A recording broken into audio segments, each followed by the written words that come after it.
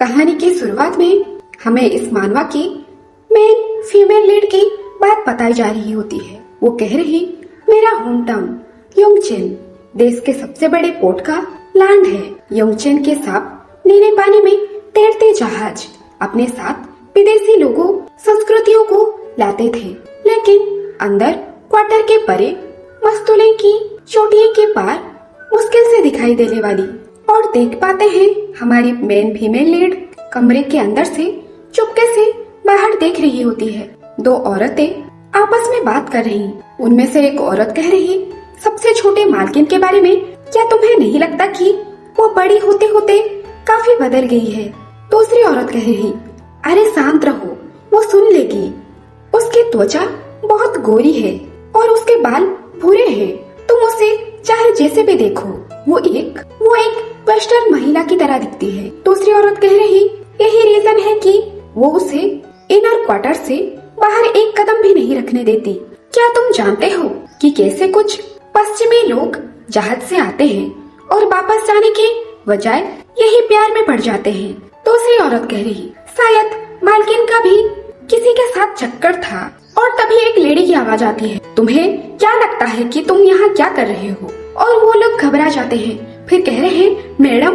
और वो लेडी कहती है, अगले 3 महीनों के लिए इनर क्वार्टर के आसपास कदम रखने की हिम्मत भी मत करना। वो दो औरत सर झुकाते हुए कहते हैं, जी हम माफी मांगते हैं। और जब ये लेडी फीमेल लीड की तरफ देखती है, तब ये बच्ची खुश होके कह रही, माँ आप। और पता चलती है ये लेडी उसकी माँ होती है। फिर उसकी माँ कह रही, मैंने तुमसे कहा था कि तुम्हारी परछाई भी ये कमरे के बाहर नहीं दिखनी चाहिए, सावधान रहना।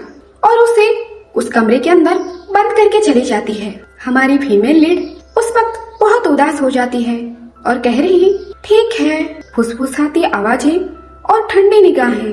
भले ही मैं छोटी थी, लेकिन मुझे समझ आ गया था कि उनका क्या मतलब था।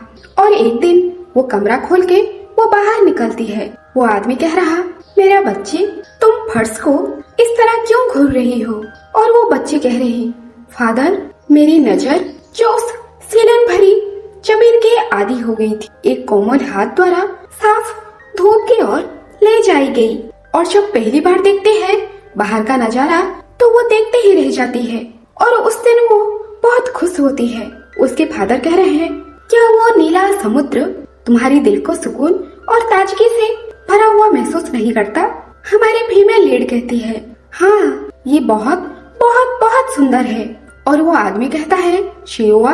और हमें पता चलती है फीमेल लीड का नाम शियुआ है। शियुआ कहती है, जी पिताजी। वो आदमी कह रहा, तुम मेरी बेटी हो। और हमारा फीमेल लीड कह रही, हालांकि मैं जानती थी कि ये सच नहीं था, लेकिन फिर भी मैं उन शब्दों के सहारे जी रही थी, क्योंकि वो बहुत काइंड थे, जैसे मेरे गालों को गुदगुदाती हवा। और उसके फादर कह रहे हैं, वैसे कोई है जिसे मैं आज तुमसे मिलवाना चाहूँगा। शिवा कह रही, किसी से मिलना है? सामने देखते हैं एक लड़ी खड़ी है, उसके बारे में बता रही, मेरे पिता की दयालुता जो मेरे प्रति उनकी सहानुभूति से उपजी है। और तब वो पहली बार अपने टीचर से मिली होती है। मेरे पिता और मेरे टीचर की बदौलत मेरी एक बड़े हॉल और 2 कमरे वाली दुनिया धीरे धीरे विस्तार होने लगा। और एक दिन कुछ ऐसा होता है, मेरे पिता का मौत हो गया और वो पूरी तरह से टूट गई। उसके अपने भी उससे मुंह मोड़ लिए। वो पूरी समय रोई और इस तरह से समय बीतती है, अकेले बैठी हुई सोच रही। और पीछे से एक हाथ चौंकाते हुए अचानक आता है। जब वो पीछे मुड़ के देखती है, तब होते हैं उसी की टीचर। और उसके टीचर के साथ वो बाहरी दुनिया देखती है। उस दिन वो बहुत खुश थी, कह रही, मेरी टीचर हमेशा मेरे दोस्त बने रहे। सच्चाई से मुंह मोड़ लेने वाली इस छोटी सी दुनिया में कैद मैंने अपना जिंदगी जी लिया होता। हान होंगाई होन की सबसे छोटी बेटी के रूप में, जो योंगचेन के स्तंभ है। लेकिन वो झूठा जिंदगी बिना किसी चेतावनी के बिखर गया। और तब कुछ ऐसा भयानक रात होती है, सारे घर आग में जलकर सब कुछ तबाह हो जाता है। फिर सियाओ को दिखाया जाता है।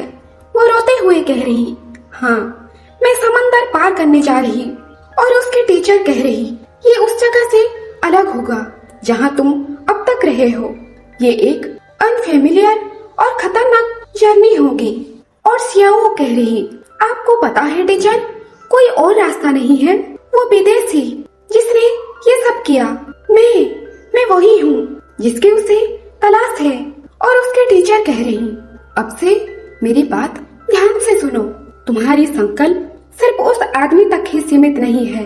और देख पाते हैं उसके टीचर पूरी तरह से घायल हो चुकी हैं। उसके टीचर कह रही एक आदमी जो तलवार की तरह ठंडा है वो भी उसका शिकार करेगा। वो दोनों एक सामान्य चाबी की तलाश में हैं। और ये सोचना कि वो तुम थे जिसके पास ये था। और सियाओ कह रही तो फिर क्या मुझे वो चाबी मिल सकती है जिसका मुझे इंतजार था? उसकी टीचर कहती है नहीं, वो ऐसा आदमी है जो तुम पर भी तलवार तानने में एक बार भी नहीं रुकेगा। जैसे ही तुम महाद्वीप पर पहुँचो सीधे रॉयल फेल्प बैंक जाना, वहाँ तुम्हें चाबी के राइटफुल ओनर के रूप में वेरीफाइड किया जाना चाहिए। और शियाओ घबराते हुए कह रही अब और कुछ मत कहिए, आपके शरीर से खून निकल रही है। और उसके टीचर कह रही हैं प्रूफ करना होगा कि तुम ही इस चाबी के असली मालिक हो। अगर तुम ऐसा करते हो वो दोनों तुम्हें ढूंढते हुए आएंगे, वो भेड़िया। और तब उसके टीचर की आंखें बंद हो रही होती हैं। शियाओ पूरी तरह से घबरा के कह रही टीचर टीचर। और वो टीचर कह रही वो भेड़िया आ रहा है। शियाओ कह रही टीचर और रोते हुए कस के गले लगा लेती है। कह रही प्लीज आप जाग जाइए, प्लीज आप उठिए, आंखें खोलिए, प्लीज सांस लीजिए, मैं आपसे भीख मांग रही हूँ, प्लीज उठ जाइए। और हम देख पाते हैं ये पूरी शहर आग में तबाह हो चुका है। सीन चेंज होता है और दिखाया जाता है आसमान में काला बादल होता है। वहाँ एक आदमी एक हाथ के ऊपर कुचलते हुए कह रहा क्या तुम्हें लगा था कि तुम सफल हो जाओगे? वेल, क्या तुम तब भी आते अगर तुम्हें पता होता कि इसका अंत ऐसा होगा? और ये होता है हमारा मानवा का मेन लीड। और यहाँ पे पूरी तरह से खून खराबा चल रहा होता है। फिर उसका आदमी कहता है हमने 2 को जिंदा पकड़ लिया है और पता भी चल गई है कि बाकी सब मर चुके हैं। और एमसी कह रहा मुर्दों को दफना दो और बचे हुए लोगों से पूछताछ करो, पता लगाओ कि इस घटना के पीछे किसका हाथ है। और उसका आदमी कहता है समझ गया, बाकी के काम का क्या करना है। और हमारा एमसी मुस्कुरा के कह रहा वेल साइमन, मुझे एक वादा निभाना है। सीन चेंज होता है और दिखाया जाता है एक गैरेज गाड़ी। और एमसी सोच रहा कितना पैथेटिक और थका देने वाला है। द किंग ऑफ लॉब्सेन, ये निस्संदेह है उसकी सोची समझी कारस्तानी है। मुझे लगता है कि ये बकवास तभी खत्म होगी जब किसी का सिर काट दिया जाएगा। और उसका आदमी कहता है हम पहुंच गए हैं योर एक्सलेंसी। हमारा एमसी गैरेज से बाहर आता है। फिर दिखाया जाता है अमन रोज मेंशन। एमसी कह रहा एक भी ऐसी खिड़की नहीं है जो अंदर की नजारा दिखाए। वो यहाँ इतने गुप्त तरीके से क्या कर रहा है? और हमें ये मेंशन के अंदर का सीन दिखाया जाता है। तब वहाँ पे और ये आदमी होता है ग्रैंड ड्यूक बेटन, फेल्प बैंक की प्रेसिडेंट। और वो गुस्से में कह रहा दरवाजा के बाहर बहुत शोर है, मैंने उनसे कहा था कि सावधान रहे ताकि वो हमें परेशान ना करे। हाँ तुम हिलाते रहो। और बाहर हमारा एमसी खड़ा होता है। वो कह रहा मेरी अनाउंस करो और दरवाजा खोलो। पीछे से एक आदमी कहता है योर एक्सीलेंसी, कृपया पहले शांत हो जाइए, शायद मैं आपके लिए एक अपॉइंटमेंट ले सकूं। फिर एमसी अपना सिगरेट फेंकता है। फिर कहता है मैंने कहा दरवाजा खोलो। और वो दरवाजा को लात मार के खोल देता है। और वो आदमी पूरी तरह से शॉक होता है, कह रहा क्या मैंने तुम्हें दरवाजा ना खोलने के लिए कहा था। और वो देख पाता है सामने एमसी है। एमसी अंदर आके टेबल के ऊपर बैठ जाता है। वो आदमी सोच रहा मार्क्वेस। एमसी कहता है मैं इंतजार कर सकता हूँ, इसीलिए कृपया वो काम पूरा करो जो तुम कर रहे थे। और वो आदमी गुस्से में उठता है डैम इट। फिर कहता है सब बाहर निकलो अभी। और वो मन में सोच रहा, ये क्या हो रहा है? अगर मार्क्विस यहाँ है तो क्या इसका मतलब ये है कि मर्डर की कोशिश विफल हो गई? राजा ने आखिर ऐसा क्या कर दिया? ऑस्कार वॉन राइनहार्ट, और ये होता है हमारा एमसी का नाम, ऑस्कर। फिर वो आदमी सोच रहा, नॉर्फोल्क कॉन्टिनेंट की सबसे बड़ी स्टील कंपनी के मालिक और लोकजन की भेड़िए, जिससे फिल्म का किंग भी टकराने से कतराता है। इसमें कोई आश्चर्य नहीं है कि वो चमकदार चेहरा इतना अहंकारपूर्ण व्यवहार करता है। 3 साल पहले जब मेरे नाम पर सिर्फ एक शाही उपाधि थी, इस आदमी ने मुझे नॉर्फ्रांक रॉयल यूनियन असेंबली और फिल्म बैंक के प्रेसिडेंट के पद तक पहुंचाया। ये बिल्कुल मुफ्त नहीं था। बैंक प्रेसिडेंसी के साथ साथ कुछ ऐसा जानकारी भी थी जिसे वो चाहता था कि मैं देखूं। और तभी वो प्रेसिडेंट के आदमी उसके कान में आके कहता है, ग्रैंड ड्यूक अभी बैंक में, और वो ड्यूक कह रहा, बस इतना ही। फिर हंसते हुए कह रहा, इंटरेस्टिंग, मुझे समझ आ गया है, अब तुम जा सकते हो। और मन में सोच रहा, खैर तो क्या हुआ अगर चीजें गलत हो गई?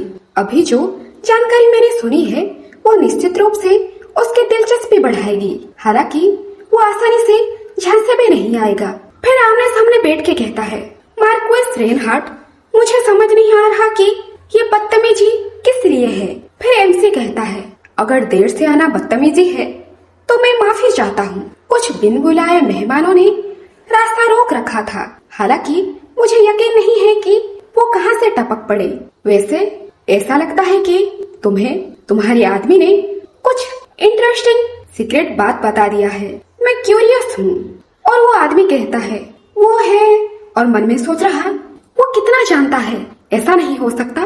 क्या उसने ध्यान दिया? क्या उसने नोटिस किया? नहीं, ऐसा हो ही नहीं सकता कि उसने सुन लिया हो।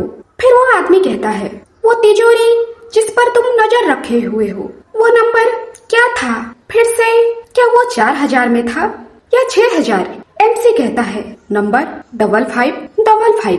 ये सुन के वो शौक हो जाता है। फिर एमसी पूछ रहा, क्या तुमने शायद उस तिजोरी की चाबी ढूंढ ली है? और हमें 2 घंटे पहले का सीन दिखाया जाता है। हमारी शियाओ वही बैंक में जाके पहुंचती है। बाहर खड़ी हुई लड़की कहती है, एक्सक्यूज मी मिस, क्या आप मुझे फिर से बता सकते हैं कि ये चाबी किस तिजोरी नंबर के लिए है? और शियाओ वही नंबर कहती है, ये नंबर 5555। और वो चाबी को अच्छे से चेक किया जा रहा होता है। और वो आदमी कह रहा, 560887BX दस्तावेजों पर दिए गए सीरियल नंबर और चाबी मेल खाते हैं। फिर चौंकते हुए लेडी कहती है, अभी अगला स्टेप के वेरिफिकेशन के लिए तैयार रहो। फिर दूसरे लेडी के पास जाके कहती है, क्या हमने इसकी पहचान जांच पूरी कर ली है? उस बारे में किरदार ऐसे हैं जिसे मैंने पहले कभी नहीं देखे। हमें इसकी एक कॉपी बना लेनी चाहिए और किसी ऐसे व्यक्ति को ढूंढना चाहिए जो इस लेटर का ट्रांसलेट कर सके। और वो लेडी शौक होके सोच रही, आखिर यहाँ पर क्या चल रहा है? रॉयल फेल्प बैंक कस्टमर के साथ भेदभाव नहीं करता है, लेकिन खाता या तिजोरी खोलने के लिए आवश्यक जमा राशि काफी ज्यादा है। खाता खोलने के लिए आपको एक कॉर्पोरेट मुगल शाही परिवार का सदस्य या कम से कम एक उच्च श्रेणी का कुलीन होना होगा।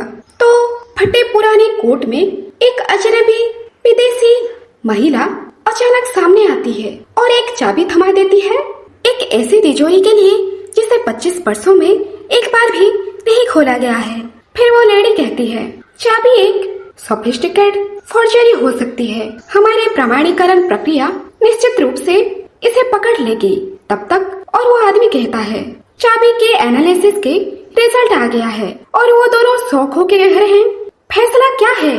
फिर हमें वो चाबी दिखाई जाता है। वो आदमी कह रहा, ये चाबी असली है। और यहाँ पे सियाओ चुपचाप बैठी होती है। जब सामने देखते हैं दरवाजा के बाहर वो 2 लेडी उसे घूर रही हैं, तो उसे उसके पुराना फ्लैशबैक याद आ जाता है, जब इसके बारे में वो औरत आपस में बात करती रहती थी। और उसे ये सुनने को मिलता था कि क्या तुमने अभी तक उस लड़की को देखा? मैं उसे चाहे जैसे भी देखूं, वो निश्चित रूप से एक विदेशी है। और प्रेजेंट में सियाओ परेशान होके सोच रही, शायद मुझे आखिरकार अपना चेहरा ढक लेना चाहिए था। मैं चाहूंगी कि वो अजीब होने के बजाय किसी और चीज को घूरे और उसे गर्मी लगती है। वो सोच रही कितना गर्मी है, मैं इसे उतारना चाहती हूँ बस 1 सेकंड के लिए। और तब एक लेडी की आवाज आती है, इंतजार करने के लिए शुक्रिया। इतने वेरिफिकेशन के बाद प्रमाणित हो गया है कि वो असली चाबी है। कृपया आपके आने के समय हमारे द्वारा हुई खराब बर्ताव के लिए हमारी गहरी माफी स्वीकार करें। ये रही चाबी। और श्याओ कहती है, जी हाँ मैं समझ गई। और वो लेडी कहती है, आपने बताया था कि आप वो असली मालिक नहीं है जिसने तिजोरी खोली थी। और श्याओ कहती है, हाँ ये सच है। और वो लेडी कह रही, सिद्धांत रूप में तिजोरी खोलने का अधिकार सिर्फ उसी व्यक्ति का होता है जिसने उसे ओपन किया हो। हालांकि क्योंकि इस तिजोरी का मालिक 2 दशकों से ज्यादा समय से सामने नहीं आए हैं, इसीलिए जिस व्यक्ति ने चाबी पाई हो उसके अधिकार को भी मान्यता दी गई है। फिर हमारी फीमेल लीड कहती है, तो क्या इसका मतलब है कि मैं अब तिजोरी खोल सकती हूँ? वो लेडी कहती है, नहीं, हमें अभी भी आपके पहचान का ट्रांसलेट करने की जरूरत है, जबकि हम आपको टेम्पररी मालिक के रूप में पहचानते हैं। कृपया समझें कि वेरिफिकेशन प्रोसेस जारी रहने तक आप तिजोरी नहीं खोल सकते। और श्याओ कहती है, हाँ मैं समझ रही हूँ। वो लेडी कहती है, शुक्रिया। और श्याओ की आईडी कार्ड जांच हो रही होती है। आपस में बात कर रहे हैं, मुझे उसके आईडी कार्ड जांच करने वाले देशों को दोबारा जांच करने दे। डागुक, क्या वो सही देश है? और हमारी फीमेल लीड कहती है, ये डानगुक है। वो लोग कह रहे हैं, ओह मेरी गलती है, डानगुक। और एक पेपर देते हुए कह रहे हैं, ये आपका सर्टिफिकेट है जो आपको आधिकारिक की होल्डर के रूप में मान्यता देती है। फीमेल लीड कहती है, शुक्रिया। और वो सर्टिफिकेट को देखने लगती है। तब उसे ऐसा फील होता है जैसे कोई उसे घूर रहा है। पीछे मुड़ के देखती है और सोच रही, ये दीवार के पीछे कोई घूर रहा है। फिर वो लेडी कहती है, आपकी आईडी का ट्रांसलेट करने में कुछ समय लगेगा, इसलिए आप आज के लिए वापस जा सकते हैं। मुझे एक पल दे, मैं आपके लिए एक गाड़ी के बंदोबस्त करती हूँ। और वो कमरे के अंदर अकेली होती है और कह रही, वो कौन था, उन्होंने ऐसा क्यों किया होगा? और उसे टीचर की बात याद आने लगती है। उसका टीचर ने कही होती है, जिस पल ये पता चलेगा कि वो चाबी तुम्हारे हाथों में है, तुम्हारा जिंदगी हवा में टिमटिमाती मोमबत्ती की तरह नाजुक होगा। और श्याओ कह रही, मुझे सावधान रहने की जरूरत है। और तब पीछे से वही लड़ी आती है। फिर कह रही, कस्टमर, मैंने एक सवारी तैयार कर ली है। और जब देखती है रूम में, वहाँ पे श्याओ होती ही नहीं। वो सोच रही, वो कहाँ चली गई? फिर आपस में बात कर रही हैं, क्या वो पहले ही नहीं चली गई? दूसरी लड़की कह रही, लेकिन मुझे तो दरवाजा खोलने की आवाज भी नहीं आई। सोचा जाए तो ये भी अजीब है। दूसरी लड़की कह रही, क्या अजीब है? सिक्योरिटी टाइट होनी चाहिए थी वीआईपी रूम में एंटर करने के लिए भी। वो बिना किसी प्रक्रिया का पालन किए अंदर कैसे आ गई? और श्याओ वो बैंक से बाहर आ जाती है और वो कैरेज का एक लड़का कह रहा, अरे भाई देखिए तो, एक लेडी को इतनी देर रात अकेले यहाँ वहाँ नहीं घूमना चाहिए। और श्याओ कैरेज वाले को कहता है, कृपया मुझे सबसे बिजी शहर में ले चले। और वो आदमी सोच रहा, सबसे बिजी जगह, और पता चलती है ये कुछ गंदा ही सोच रहा होता है। वो कैरेज के अंदर श्याओ बैठ जाती है। वो आदमी कह रहा, ठीक है नन्ही मिस, आप चिंता ना करें, मैं सुरक्षित करूँगा कि आप वहाँ सुरक्षित और सही सलामत पहुँच जाए। सीन चेंज होता है और दिखाया जाता है वो आदमी ड्यूक मन में सोच रहा, चाबी का मालिक एक चूहे की तरह दबे पांव आया। ये ऐसी जानकारी है जिसमें उस घमंडी आदमी को निश्चित रूप से दिलचस्पी होगी। मुझे पक्का यकीन है कि वो होगा। फिर एम से पूछता है, क्या फेल्प बैंक में कुछ हो रहा है? और वो आदमी ड्यूक मन में सोच रहा, मुझे पता था उसने इतनी शानदार एंट्री की जैसे कि वो कोई बहुत इम्पोर्टेंट व्यक्ति हो, लेकिन जब तक मेरे पास वो जानकारी है जो तुम चाहते हो। और वो ड्यूक तो मन में सोच रहा, तुम अपने इस घमंडी स्वभाव के साथ इतने आराम से नहीं रह पाओगे। और तब एमसी का आदमी उसको कान में कुछ बात बात बताता है और ये बात सुन के एमसी एकदम से उठता है। ये देख के वो ड्यूक शौक हो के देख रहा और उसके पसीने छूटने लगते हैं। जब उसे सामने देखता है तब वो कांपने लगता है। फिर कह रहा मार्क्विस अचानक, और हमारा एमसी कहता है ग्रैंड ड्यूक बेडन, मैं तुम्हें आखिरी बार पूछ रहा हूँ, क्या फिलिप बैंक में कुछ चल रहा है? फिर वो ड्यूक कहता है खैर, वो कह रहे थे कि कोई अंदर आया था उस तिजोरी की चाबी के साथ जिसे आप ढूंढ रहे हैं। वो एक लड़की थी और उसके पास आइडेंटिफिकेशन थी। और एमसी कहता है लेकिन वो इसका ट्रांसलेट नहीं कर पाए, है ना? ये सुन के वो ड्यूक पूरी तरह से शॉक हो जाता है। फिर एमसी कह रहा फिर वो तिजोरी में इसे सच में कब खोल पाऊंगा? और वो ड्यूक के तो डर के मारे पसीने छूट रहे होते हैं। फिर भी तुम इसे संभाल सकते तो तुम बहुत पहले ही ऐसा कर चुके होते। और एक धड़ाम से वो रूम के बाहर आवाज आता है क्योंकि एमसी उससे पीट रहा होता है। फिर कह रहा मेरा शर्त ये थी कि तुम बिना चाबी के तिजोरी खोलो। ऐसा लगता है कि तुम्हें कोई बात ठीक से समझ नहीं आई। क्या तुम्हें सच में लगा था कि बैंक में मैंने सिर्फ तुम्हें ही तैनात किया था? क्या तुम्हें वाकई ऐसा लगा कि बैंक में मेरा भेजा हुआ जासूस सिर्फ तुम ही थे? और वो ड्यूक को अपने पैरों से उसका सर को कुचल रहा होता है। तब वो ड्यूक कह रहा मार्क्वेस, तुम्हारी हिम्मत कैसे हुई तुमसे देश के राज परिवार के प्रति ऐसा अपमान दिखाने की?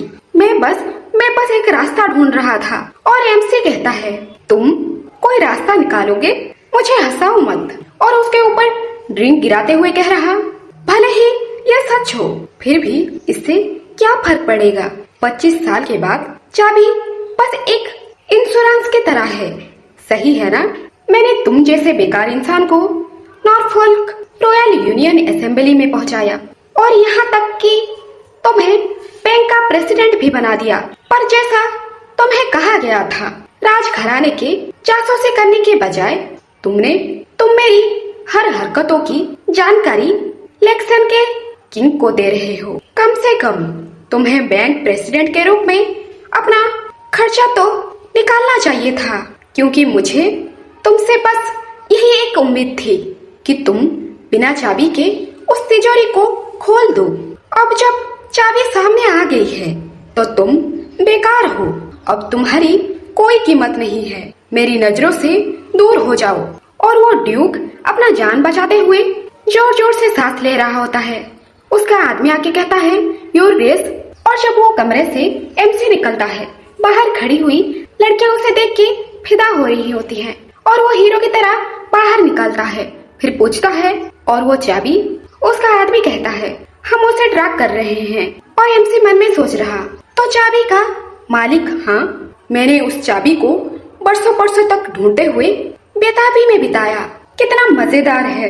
फिर कहता है अब वो लड़की कहाँ है? और वो कैरेज वाला आदमी श्याओ को यहाँ छोड़ देता है। कहता है यहाँ हम आ गए हैं, शहर का सबसे बिजी इलाका। और श्याओ देखती है क्या ये है? और वहाँ से एक औरत निकल के आती है, कह रही है स्वागत है, स्वागत है। श्याओ कहती है मैं रात को यही रुकना चाहूंगी। वो औरत कहती है बिल्कुल, हमारे पास अभी एक बहुत अच्छा कमरा खाली हुआ है, इस तरफ आइए। लेकिन उन लोगों का मुस्कुरान से पता चल रहा है कि श्याओ कोई गलत जगह में पहुंच चुकी है। सीन चेंज होता है और दिखाया जाता है एमसी को। एमसी कैरेज के अंदर बैठे हुए सोच रहा बहुत समय पहले मैंने उस नीच व्यक्ति का पीछा खो दिया जो पूरे महाद्वीप पे भाग गया था। नहीं, मेरा मानना है कि रिपोर्ट में कहा गया था कि वो पकड़ा गया था, लेकिन फिर भाग निकला क्योंकि उसे जिंदा ले जा रहा जहाज डूब गया था। मुझे उन परिस्थितियों के आधार पर उसे मृत मान लिए जाने वाली रिपोर्ट की जरूरत नहीं थी। मुझे जिसकी सख्त जरूरत थी वो था सिर्फ सबूत, क्योंकि वो आदमी वो गद्दार था जिसने मेरे पिता को उनकी मृत्यु तक पहुंचाया था। और उस तहखाने का मालिक, उसका कोड नेम पीटर था। वो कभी राइनहार्ड परिवार का टॉप टायर एजेंट था। वो किसी और से बेहतर जानता था कि वो कितना बेरहम और क्रूर है। उसके पहले साथी भी हो सकते थे। वो अच्छी तरह से जानता था कि उसे अपने लक्ष्य को पाने के लिए क्या करने की जरूरत है। एक दस्तावेज जिसके बारे में माना जाता है कि इसका एक्सचेंज लेक्सन के पूर्व किंग के साथ किया गया था। लेन देन की धनराशि के साथ उस तिजोरी के अंदर छिपा होना चाहिए, क्योंकि मेरे पिता की मृत्यु के बाद ढहने के बाद परिवार ने फिर से अपनी पकड़ बना ली है। तिजोरी के अंदर के पैसे का अब कोई महत्व नहीं रहा। किसी को लग सकता है कि तिजोरी का महत्व अब तक कम हो गया होगा, लेकिन लॉक्सन के नए किंग के राज्याभिषेक के बाद भी हत्या के प्रयास जारी रहे और फिर लॉक्सन के किंग और पेल बैंक के प्रेसिडेंट के बीच सीक्रेटली संपर्क है। यह निश्चित है लॉक्सन रॉयल्स के इर्द गिर्द शिकंजा कसने का तरीका, जो लगातार रेनहार्ट परिवार को खत्म करने की कोशिश कर रहे हैं, उस तिजोरी के अंदर पड़ा है। इस दुर्भाग्यपूर्ण चक्र को समाप्त करने के लिए मुझे ही उस लापता कमीने की तिजोरी खोलनी होगी। काश उस समय और हमें एमसी का एक बचपन की फ्लैशबैक दिखाई जाती है। तब उसकी मदर कह रही है, तुम्हें उस वार में क्यों जाना है? ये शाही परिवार का युद्ध है, एक रेनहार्ट को ही क्यों जाना होगा? एमसी सोच रहा, अगर मेरे पिता लॉक्सन रॉयल की ओर से युद्ध की पंक्तियों में खड़े ना होते, अगर कोर एजेंट मेरे पिता के साथ युद्ध में सभी नष्ट नहीं हुए होते, परिवार को पुनर्जीवित करने में एकमात्र एडल्ट, वो महिला जिसे मार्चियोनियस के नाम से जाना जाता है, वो ऐसे पेश आई थी जैसे कि कोई अपने पति के मरने का इंतजार कर रहा हो। और ये होती है उसकी मदर। वो कह रहा, मैं बस तब 6 साल का था। अगर उसने अपनी जवान नादान बच्चे को एक बर्बाद परिवार के पारिस के रूप में नहीं फेंका होता और चली गई, जैसे कि वो इसी मौके के इंतजार में थी। और प्रेजेंट भी सोच रहा, मुझे इन सभी वर्षों तक उस तिजोरी पर अपनी नजर नहीं रखनी पड़ेगी। तब उसका आदमी कह रहा, हम 10 मिनट के अंदर वहाँ पर पहुँच जाएंगे। एमसी कहता है, समझ गया। और एमसी मन में सोच रहा, वैसे ये अजीब है कि जिसने सफलता हासिल की मेरे सूखते हुए सूत्रों के लिए वो पूरी तरह से अनजान। फिर कहता है, क्या वो औरत अब जिंदा चाबी है? फिर हमें वो रूम में दिखाया जाता है। चाओ अपने वॉशरूम में होती है और शावर ले रही होती है। पूरी तरह से नहा धो के वो बाहर निकलती है और चारों तरफ देखते हुए सोच रही, पर्दे मजबूत से बंद हैं और ये दरवाजा भी बंद है और मेरा सारा सामान भी यहाँ है। ऐसा लग रहा है जैसे मैं 100 बार चेक कर चुकी हूँ। ठीक है, मैं सेफ हूँ, सब कुछ ठीक लग रहा है। और वो बेड पे लेट जाती है। फिर सोच रही, शायद इसीलिए क्योंकि मुझे थोड़ी राहत महसूस हो रही है, मैं बहुत थक गई हूँ। और वो चाबी को देखने लगती है। सोच रही, जब मैं उन दिनों को याद करती हूँ जो पतली बर्फ पर चलने के समान महसूस होते थे, ये पल एक कुछ समय के लिए स्वर्ग जैसा महसूस होता है। सब कुछ इतना अपरिचित और परेशान करने वाला था कि मैंने चिलचिलाती गर्मी में अपना कोट तक नहीं उतारा। मैं इतना डरी हुई थी कि एक वक्त का खाना खाना भी एक स्ट्रगल था। मास्टर, क्या मैं ठीक कर रही हूँ? एक लंबे दिन के अंत में मैं अपने मास्टर के सलाहों को अपने दिल में उतार लेती हूँ। आशा है कि मेरी सतर्कता इसने मुझे कम से कम थोड़ी शांति दी है। और तब देखते हैं कुछ बुरे आदमी आपस में बात कर रहे हैं। वो औरत जिसने श्याओ को कमरा दी है, वो कह रही, ये एक बेहोश करने वाली दवा और एक कामोत्तेजक है। और वो 2 बुरे आदमी कह रहे हैं, क्या हम वाकई इतने जल्दी अंदर जा रहे हैं? फिर वो बुरी औरत कहती है, क्या तुम उसे ऐसे ही छोड़ दोगे? क्या तुम्हें पता है उस कोचमैन ने हमसे कितना ज्यादा पैसा लिया है? आपको अच्छी चीजें जल्दी हासिल करनी होगी। और वो आदमी को तो लाल टपकने लगता है, कह रहा, सच है, विदेशी महिलाएं अक्सर यहाँ नहीं आती, ऊपर से वो बहुत नाजुक और सुंदर है। मैं शर्त लगाता हूँ कि उसकी त्वचा और गंदी तरह से हंसने लगता है। और वो औरत कह रही, ये सोचना कि उसे तब तक कुछ भी शक नहीं हुआ जब तक वो इस मशहूर रेड लाइट डिस्ट्रिक्ट में नहीं पहुंच गई। वो निश्चित रूप से बिना किसी बैकग्राउंड वाली लड़की होगी। अब तक धुआं कमरे में भर जाना चाहिए था। अब अंदर जाओ और उसे सिखाओ। और श्याओ रूम में सो रही होती है। वो महसूस करती है ये कैसी स्मेल है, कुछ तो गलत है और मुझे होश नहीं आ रहा। नहीं, कुछ तो गलत है, मुझे यहाँ से निकलना होगा। और वो बेड से बेहोश होकर नीचे गिर जाती है। मुझे जल्दी करना होगा। और सामने दिखती है उसके सामने दो आदमी खड़े हैं।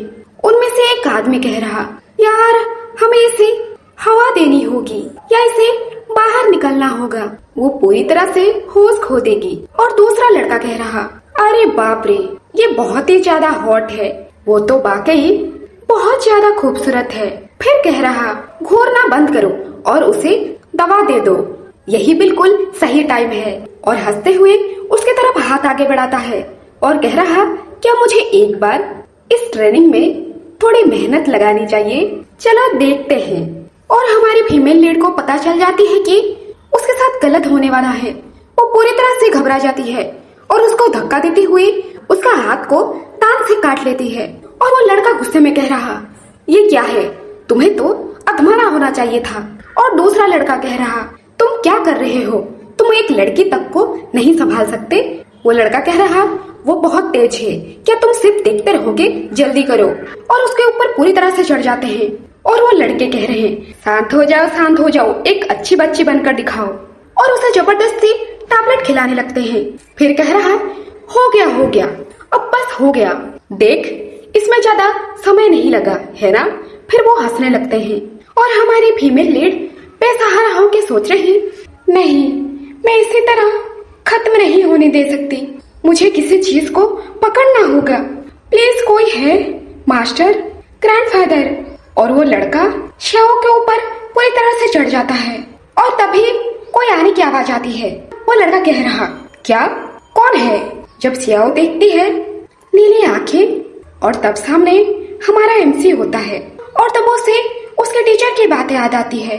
उसके टीचर ने कही थी, एक भेड़िया आ रहा है, वो जो उसे मार डालेगा, और वो जो तुम्हें भी मार डालेगा, नीले आंखों वाला भेड़िया।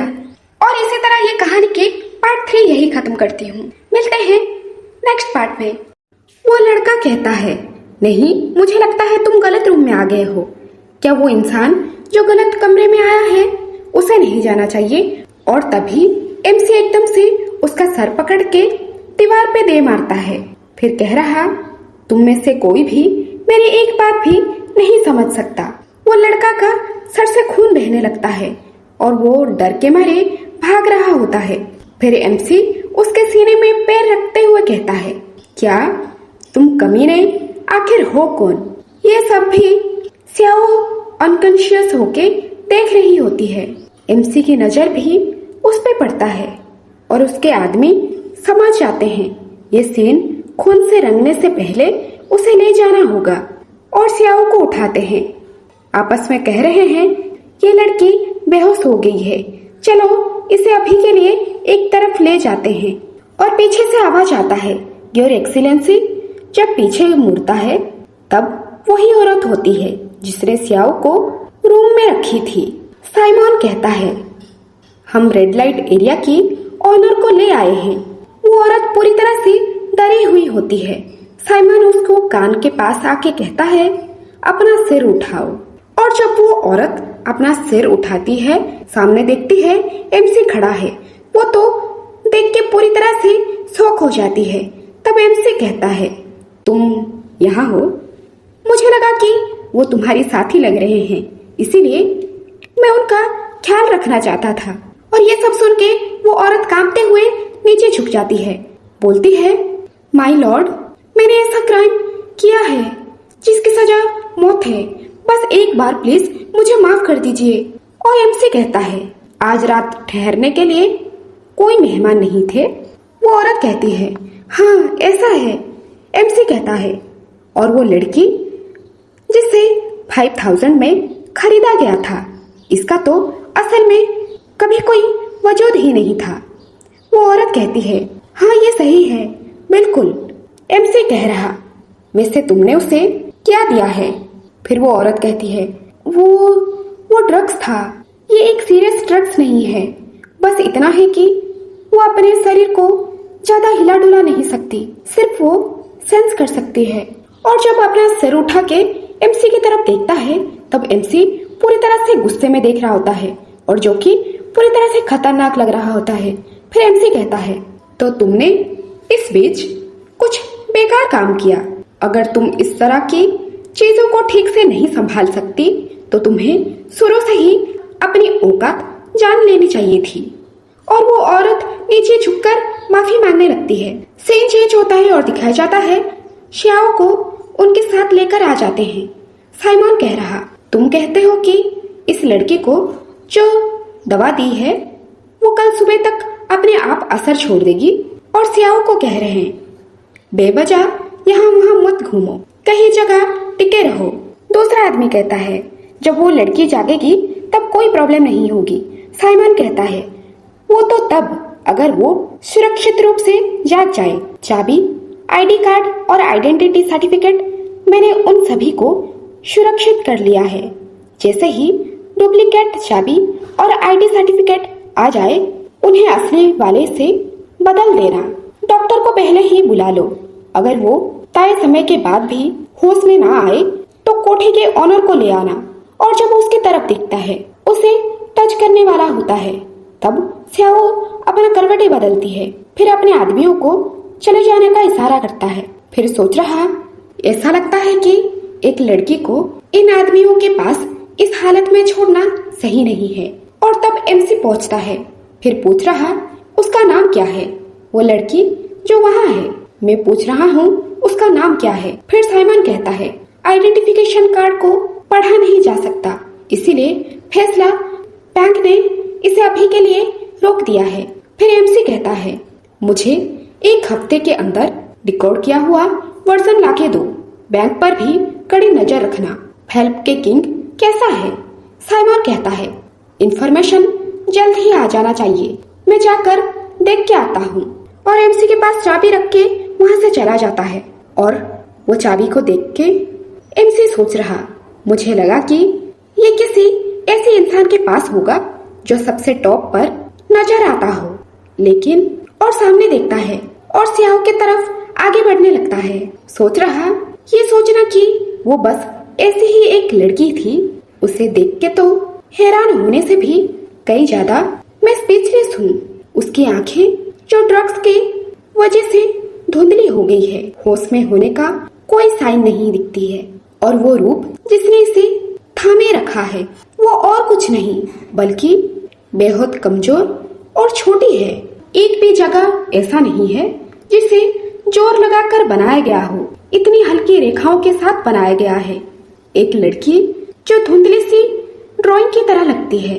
और तब स्याओ आवाज करने लगती है जैसे ड्रग्स की वजह से उसे अजीब सी सेंसेशन हो रही हो। ये सब देख के एमसी सोच रहा, ये नशीली ड्रग्स भी अजीब चीजें होती हैं। सिर्फ 1 या 2 बूंदे के साथ एक इंसान ऐसा हो जाता है। फिर खुद से कहता है, बस बहुत हुआ।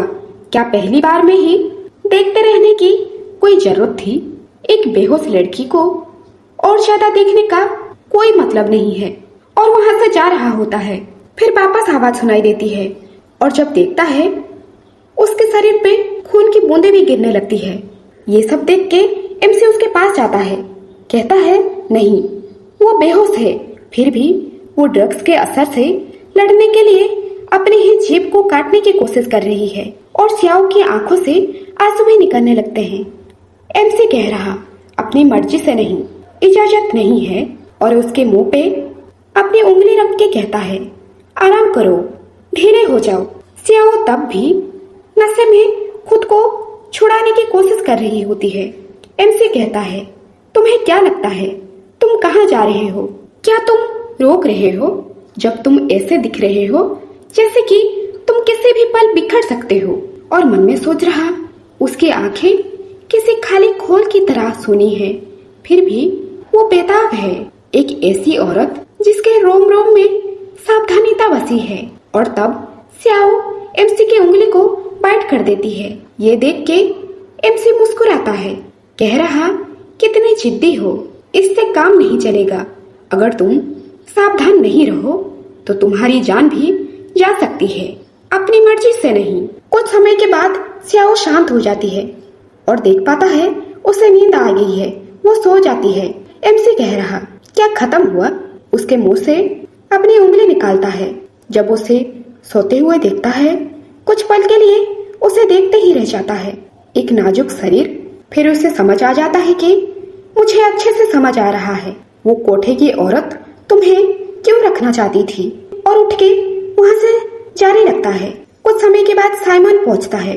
फिर कहता है, मैंने सुना है कि आपने मुझे बुलाया है योर एक्सीलेंसी। एमसी कहता है, वो चीज जिसके बारे में मैंने तुम्हें पता लगाने को कहा था। साइमन कहता है, डॉक्टर के भी जल्द ही आने वाले हैं और मैंने बैंक की तरफ भी आदमियों को तैनात कर दिया है।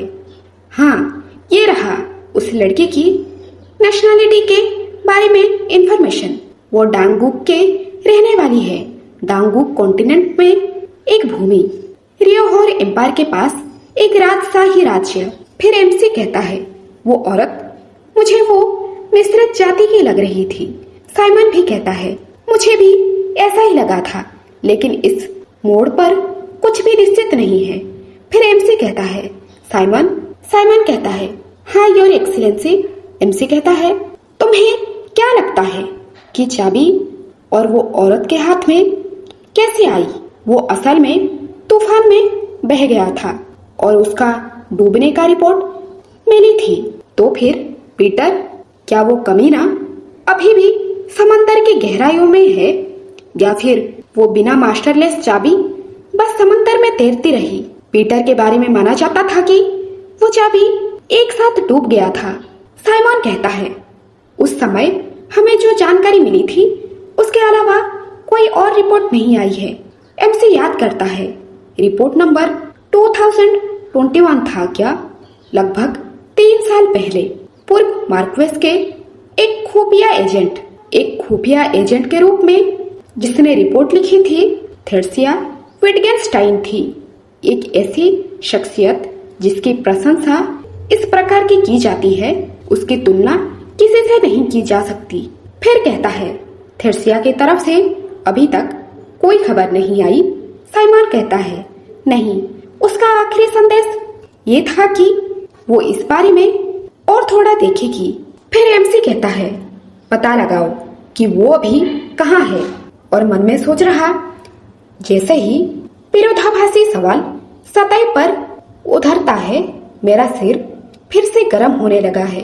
एक पुरानी दुश्मनी जिसे मैंने सोचा था कि वो पहले ही खत्म हो चुकी है, यही फिर मेरे ठीक सामने खड़ा है।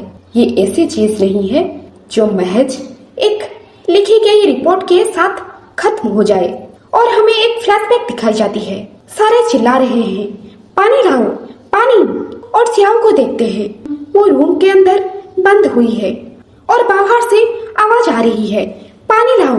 और तब बंद कमरे का दरवाजा खुलती है। सामने देखती है, उसकी माँ खड़ी है।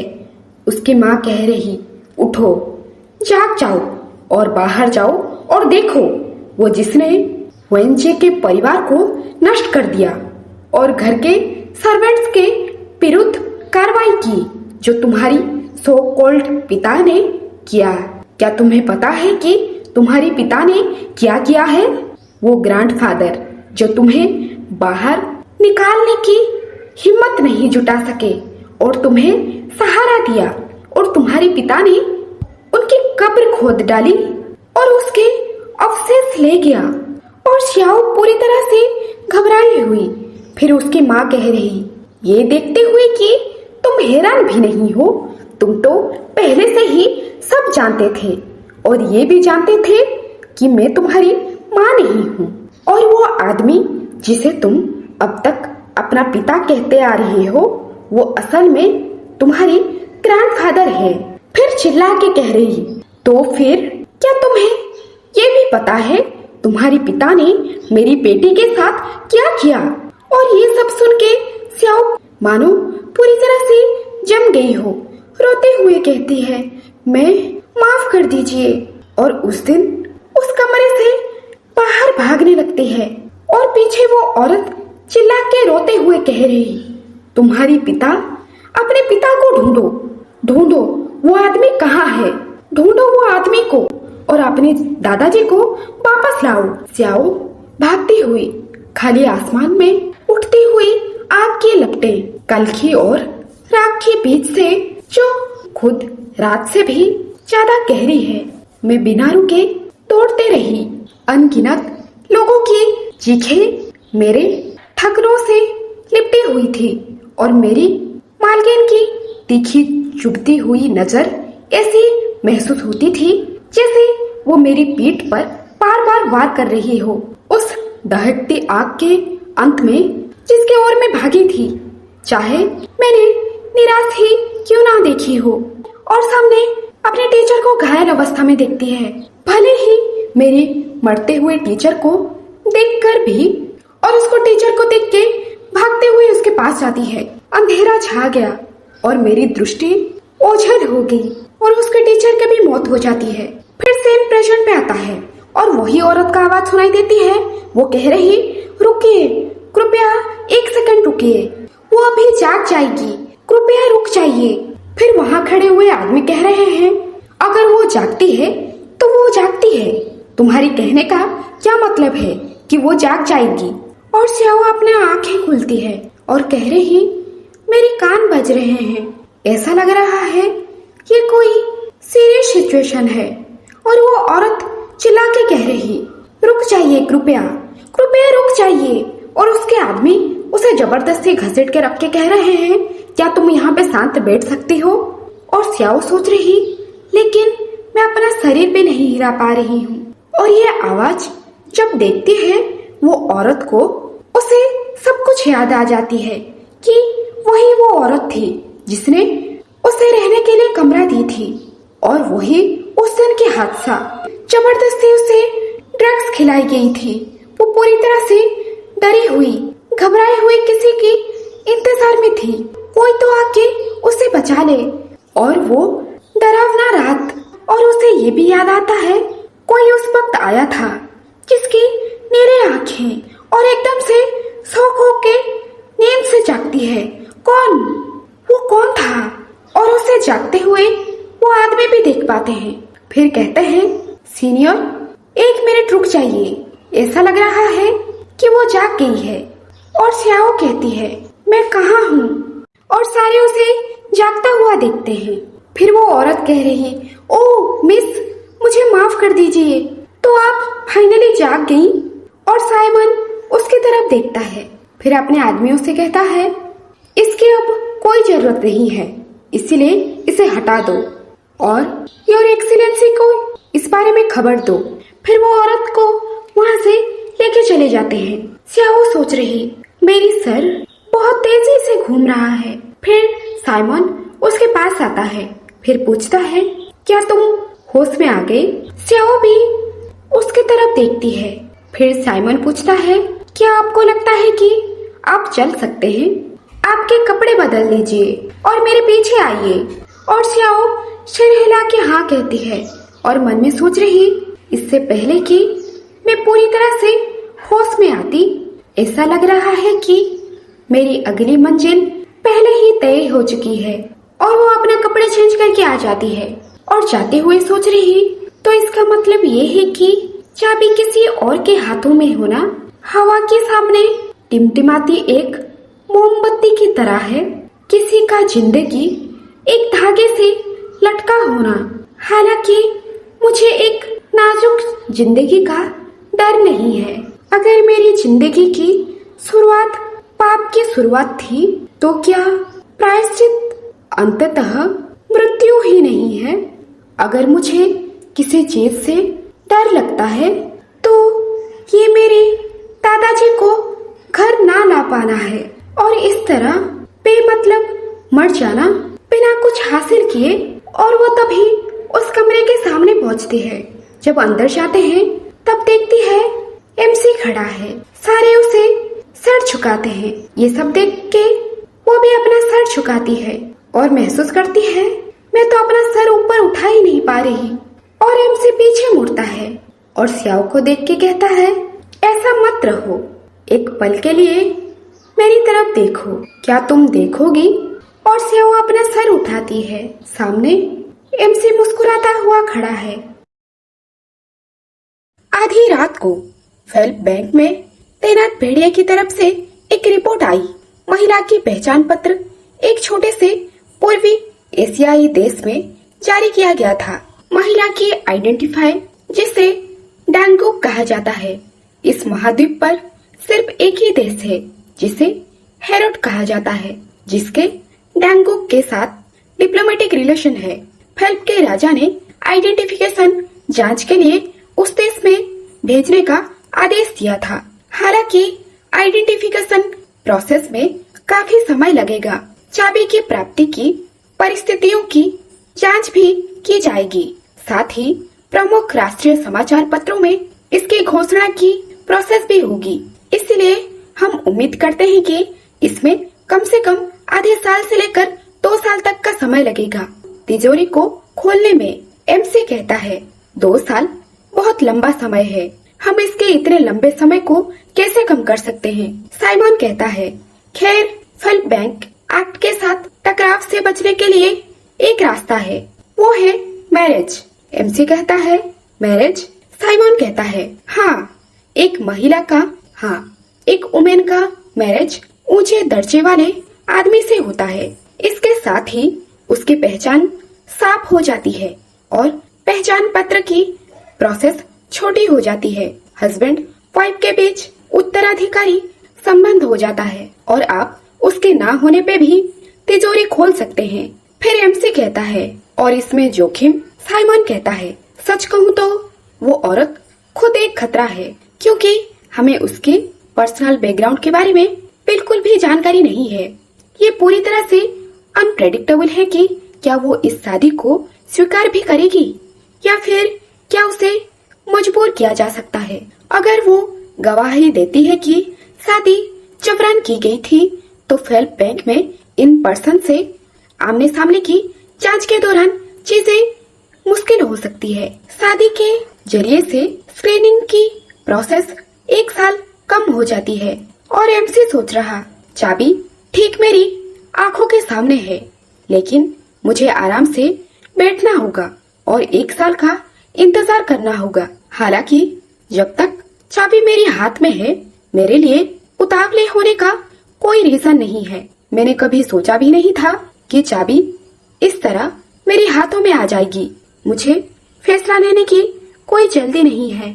मैं फैसला लेने के लिए अपना समय ले सकता हूँ कि उसके साथ कैसे निपटना है। मेरा मतलब है, वो काफी सीधी साधी दिखती है। फिर सियाओ से कहता है, वैसे मत रहो, मेरे तरफ देखो। तब सियाओ अपना सर उठाती है और उसकी शर्ट पे लगी हुई टाइगर वाला सिंबल देखती है। ये देख के एमसी से कहती है, शुक्रिया मुझे बचाने के लिए, और उसे सर झुका के थैंक्स करती है। ये सब देख के एमसी सोच रहा, वो पूरी तरह से संपर्क से बाहर है। फिर उसे कहता है, क्या हम थोड़ी देर बात कर सकते हैं? मेरे पीछे आओ। सियाओ कहती है, जी, और उसके पीछे पीछे जाती है। ये दोनों एक कमरे में आते हैं। फिर एमसी कहता है, वहाँ बैठ जाओ जहाँ आपको कंफर्टेबल लगे। क्या आपको कुछ चाहिए? क्या ऐसा कुछ है जो आपको पसंद है? मेरे पास काफी सारा कॉफी और चाय और छाकदार पानी है। सियाओ कहती है, कुछ भी चलेगा। एमसी कहता है, तो फिर थोड़ा स्पार्कलिंग वाटर पी लो, ये ताजगी देता है, ये लो। और तब सियाओ अपने दोनों हाथ से वो ग्लास को पकड़ने के लिए उठती है। फिर कहती है, शुक्रिया। ये देख के एमसी थोड़ा मुस्कुराता है और मन में सोच रहा, क्या वो नर्वस है? फिर उसे कहता है, आप इसे लेते समय बैठे रह सकते थे। और सियाओ तो बहुत ही सीधी साधी लड़की है और यहाँ पे वो क्यूट लग रही होती है। ये सब देख के एमसी यही सोच रहा होता है, वो कितना पोलाइट है। सियाओ कह रही, आपका शुक्रिया मुझे बचाने के लिए। फिर एमसी कहता है, क्या आपको याद है? सियाओ कहती है, हाँ, सिर्फ तब तक जब तक मैंने आपको दरवाजे के पास देखा था।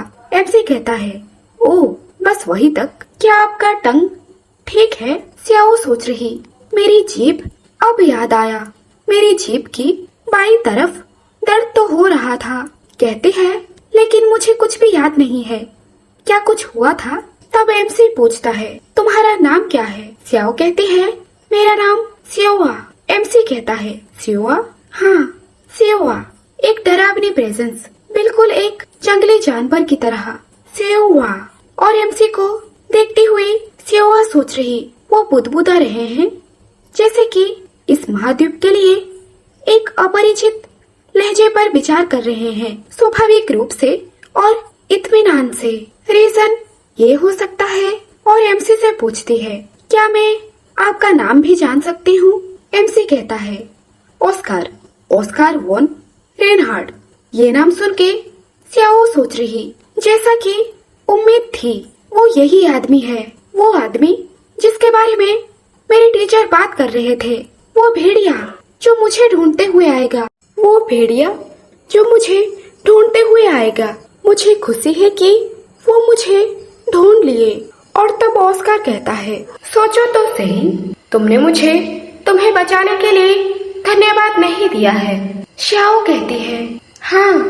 और ऑस्कार तब करीब जाके कहता है, तो फिर मुझे इसके लिए एक इनाम चाहिए। ये कुछ भी नहीं है, सच में मुझे बस कुछ सवाल पूछने हैं, तो क्या आप उनका ईमानदारी से जवाब देंगे? आप डैंगोक नामक एक दूर दराज की जगह से आए हैं। आपके पास फैल पेन की तिजोरी की चाबी भी है। आप यहाँ कैसे पहुँचे और आपको वो कैसे मिला? और स्याओ उससे ये सब बात सुन के मन में सोच रही, कैसे मैं इसे किस तरह से कहूँ? मैं किसी ऐसे इंसान को नहीं बता सकती जिसका नाम और चेहरा मैं नहीं जानती, कि मैं अपने सगे पिता को ढूंढने के लिए मोहरे के रूप में काम कर रही हूँ। मैं ये भी नहीं कह सकती कि मैं तुम्हारी हाथों का इस्तेमाल करके बदला लेना चाहती हूँ, और ये भी कि मैं अपने दादाजी को लेने आई हूँ। मैं ऐसा क्या कहूँ कि वो मुझे पूरी तरह से अपने साथ ले जाए? और कहती है, पैसा, पैसों की वजह से क्योंकि मैं बहुत सारा पैसा चाहती हूँ। और उससे ये बात सुन के वो हंसने लगता है, कहता है, क्या तुम पैसा चाहती हो? और उसे ऐसे हंसते हुए देख के वो मन में सोच रही, क्या इसमें कोई अजीब बात थी? और ऑस्कार हंसते हुए कह रहा, ओ मैन, मन में सोच रहा, ऐसा चेहरा जो इतनी सारी कहानियां बयां करता है, बस उसे पैसे चाहिए। अगर ये सचमुच सिर्फ पैसों के बारे में होता तो बेहतर होता। और अपने सीट से उठता है, फिर कह रहा, अच्छा है, इससे बातचीत आसानी हो जाती है। और मन में सोच रहा, वैसे भी मेरा तुम्हें जाने देने का कोई इरादा नहीं था। वो इसकी काफी अच्छी तरह से जांच कर रही है। वो नॉर्फॉन्क की सामान्य भाषा आसानी से पढ़ते हुए दिख रही है। अब याद आया, वो इसे बहुत आसानी से बोलती भी है। एक विदेशी महिला के लिए जो 20 साल से भी ज्यादा पुराने कपड़े पहनकर सामने आई, उसके हाव भाव में कुछ अलग ही अट्रैक्शन है। उसके हाथ की उंगलियों में भी एक शालीनता है, और उनके बैठने का तरीका इतनी सटीक है कि उनके पैरों की स्थिति भी पूरी तरह से एक स्थिति में है। वो आई कांटेक्ट से बचती है, लगभग पूरी तरह से, और फिर भी उसके बारे में सावधानी पूर्वक परवरिश की एक अचूक झलक है। शायद किसी कुलीन परिवार की नाजायज संतान, जिसे अपने आसपास के सभी लोगों के मिजाज को भापने के लिए पाला गया हो। फिर पूछता है, कॉन्ट्रैक्ट के बारे में तुम्हारा क्या विचार है? अगर कोई ऐसी नियम है जिससे आप सहमत नहीं है तो बता सकते हैं। स्याओ कहती है, इसमें लिखा है कि सुरक्षा और रहने की जगह के बदले हर हफ्ते 5 अरब कर्तों लगेंगे। बस 5 बिलियन कैरेट की कीमत कितनी है? ऑस्कार कहता है, नॉर्फॉल्क के अपर क्लास स्टैंडर्ड के अनुसार किसी भी शाही राजधानी में एक सम्मानजनक हवेली की कीमत लगभग 10 अरब कैरेट होगी। उस उसमें वो संपत्तियां शामिल नहीं है जिन्हें महल माना जाता है। वो आमतौर पर खरीदे पैसों से परे होते हैं। जब वो सुनती है पूरी मेंशन तो थोड़ा सा हक्का बक्का रह जाती है। ऑस्कार कह रहा, क्या ये काफी नहीं है या क्या ये कम है? अगर कम पड़ रहा है तो बता देना। श्याओ कहती है, नहीं, ये बिल्कुल ठीक है। सच कहूँ तो ये जरूरत से भी ज्यादा है।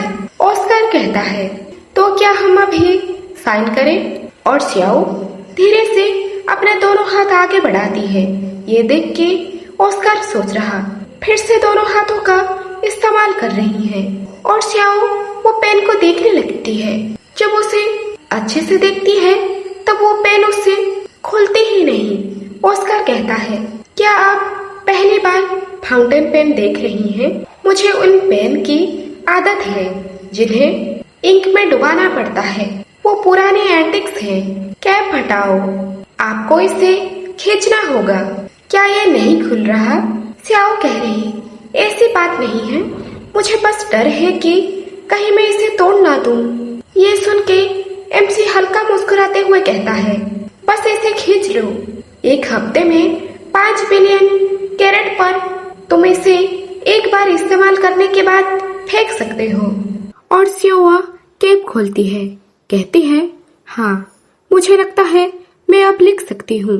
और जब लिखने जाती है, सोच रही सिग्नेचर करने की लाइन यही है ना? ऑस्कार उसके पास आके उसका नाम देखता है, कहता है, आप जो नाम लिख रही हैं, क्या वो सियोआ है? सियोआ कहती है, हाँ।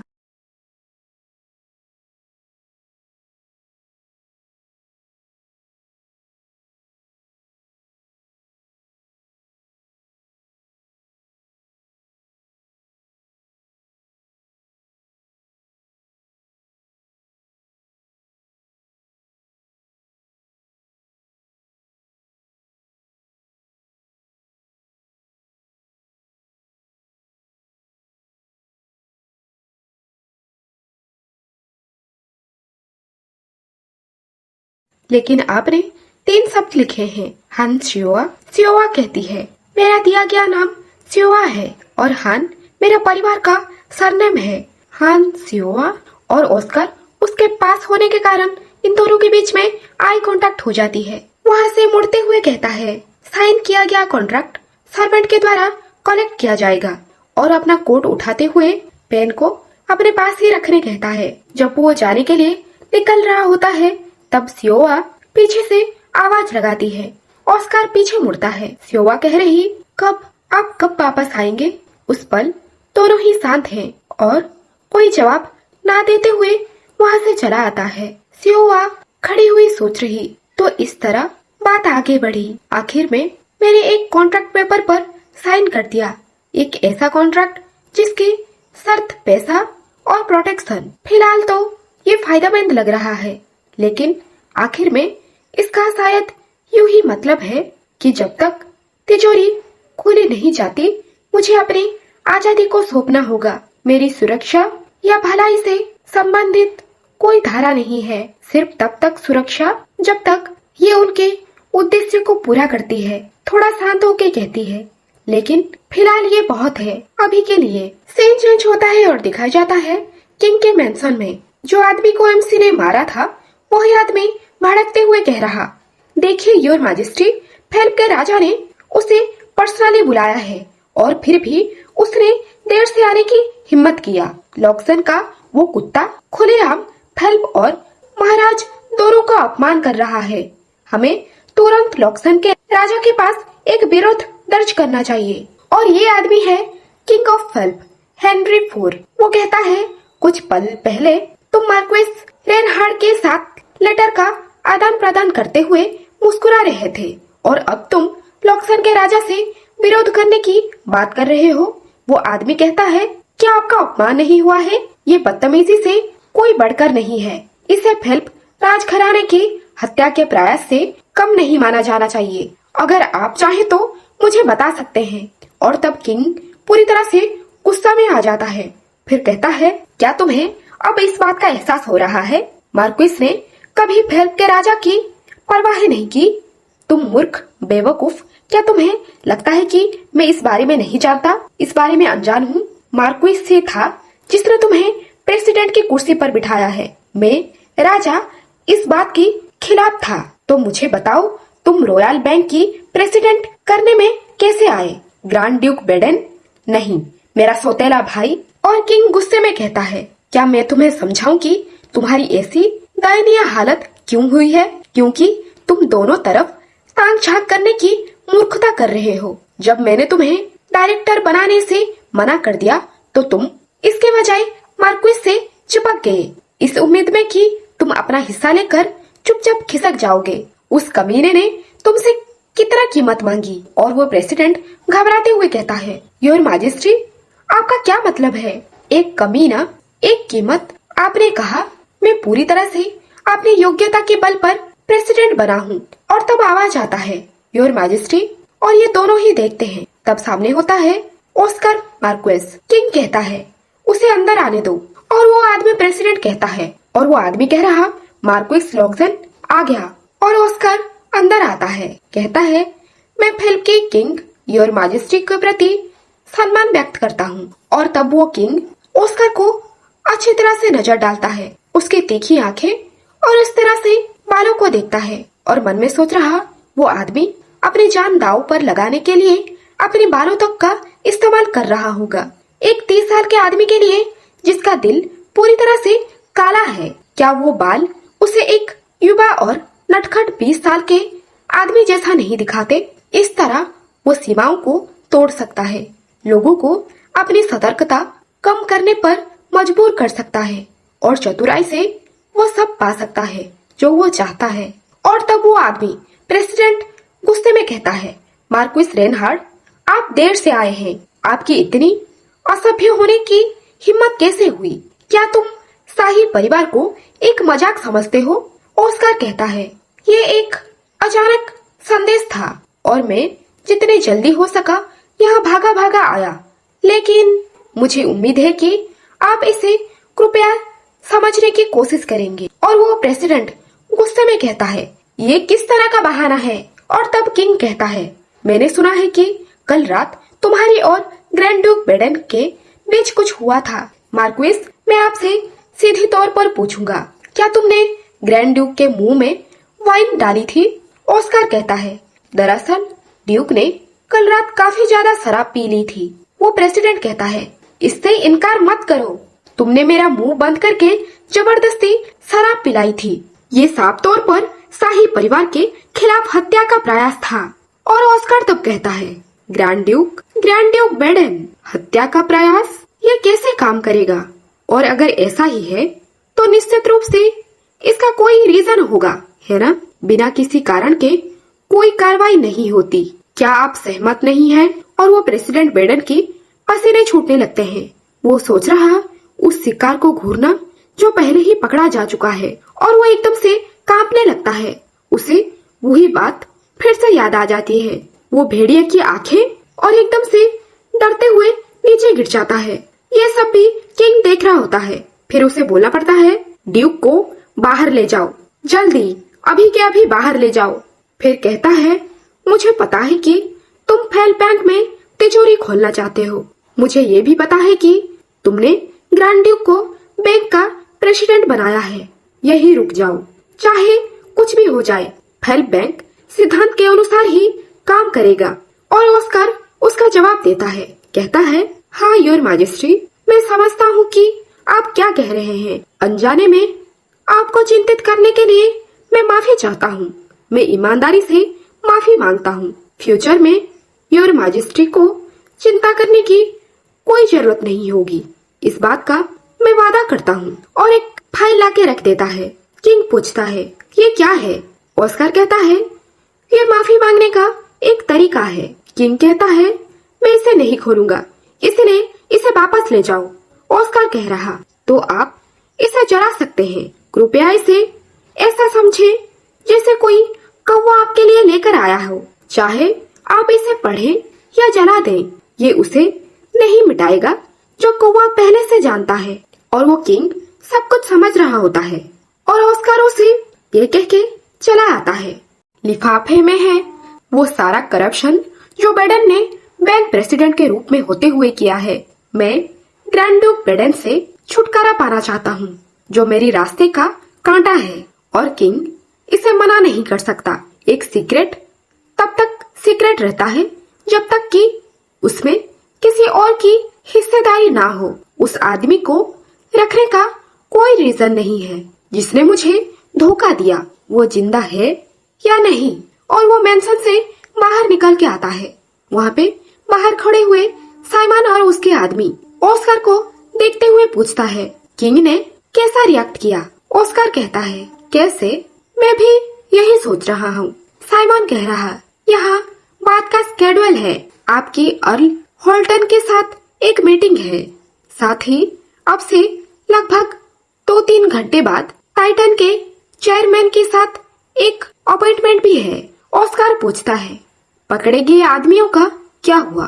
साइमन कहता है, वो अभी भी अपना मुंह नहीं खोल रहे हैं। पूछताछ के दौरान ज्यादातर लोग बेहोश हो रहे हैं। जानकारी पाने के लिए सिर्फ एक ही इंसान है। क्या आप इसके बारे में बाद में सुनना चाहेंगे? और ऑस्कर मन में सोच रहा, इस तरह चीजें इतनी आसानी से लीक नहीं होगी। हालांकि वो सिर्फ किराए के सब हत्यारे हैं, कंस्ट्रक्टेड हत्यारे हैं। उनका भाड़े के सैनिकों का ग्रुप होगा।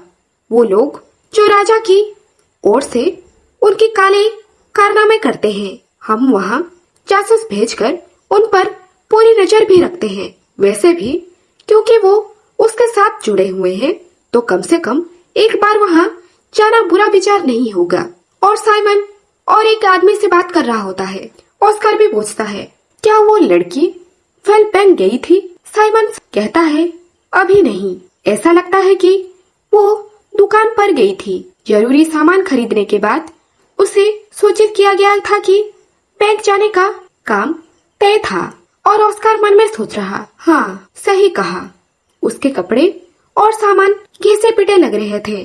फिर पूछता है, और क्या? साइमन कहता है, आपके जाने के बाद उसने कुछ और नहीं कहा। उस वक्त उसने सिर्फ यही बात पूछी थी। और ऑस्कर को याद आता है, उसने पूछी थी, हिज ग्रेस होटल वापस कब आ रहे हैं? वो चाहती है कि मैं वापस होटल चला जाऊं। और एक छोटी सी हंसी छूट जाती है और सोच रहा, एक ऐसा सवाल जिसका जवाब देने का कोई मतलब ही नहीं है। मैं कब वापस आऊंगा? एक लड़की जो एक ही सवाल दोहराने से हिचकिचाती है, फिर भी कुछ ऐसा पूछती है जिसके बारे में कोई और सोचने की हिम्मत तक नहीं करता। इससे क्या फर्क पड़ता है कि मैं किस समय वापस आता हूँ? फिर पूछता है, फिर एवल का क्या? साइमन कहता है, वो तैयार हो रहा है। मिशन का डिटेल्स भी दे दिया गया है। सीन चेंज होता है और दिखाया जाता है एक लड़का को। वो कह रहा, अच्छा, एक नया टारगेट, और यही लड़के का नाम है एबेल।